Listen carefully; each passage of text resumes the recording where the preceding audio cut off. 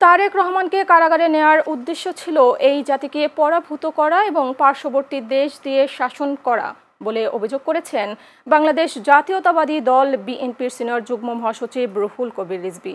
আজ সকালে জাতীয় প্রেস ক্লাবে একটি মিলনায়তনে উত্তরাঞ্চল ছাত্র ফোরামের আয়োজনে বিএনপির ভারপ্রাপ্ত চেয়ারম্যান তারেক রহমানের 18তম কারামুক্তি দিবস উপলক্ষে এক আলোচনা সভায় প্রধান অতিথির বক্তব্যে তিনি এইসব কথা বলেন। এ সময় উত্তরাঞ্চল ছাত্র ফোরামের প্রধান উপদেষ্টা আতিকুর রহমান রুমনের সভাপতিত্বে প্রধান বক্তা ছিলেন বিএনপির মিডিয়া সেলের আহ্বায়ক মওদুদ হোসেন আলমগীর পাভেল। এতে আরও উপস্থিত ছিলেন কণ্ঠশিল্পী বেবি নাজনীন, ঢাকা মহানগর উত্তর স্বেচ্ছাসেবক দলের সভাপতি শেখ ফরিদ এবং বিএনপির কেন্দ্রীয় কমিটির নেতৃবৃন্দ সহ অন্যান্যরা।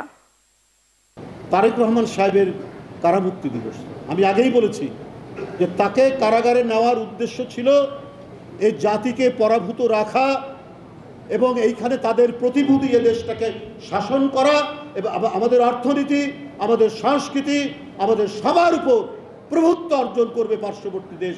সেই জন্যই তারেক রহমানের উপর অত্যাচার করা হয়েছে। এই তারেক রহমান আজকে দেখুন, আমরা করতাম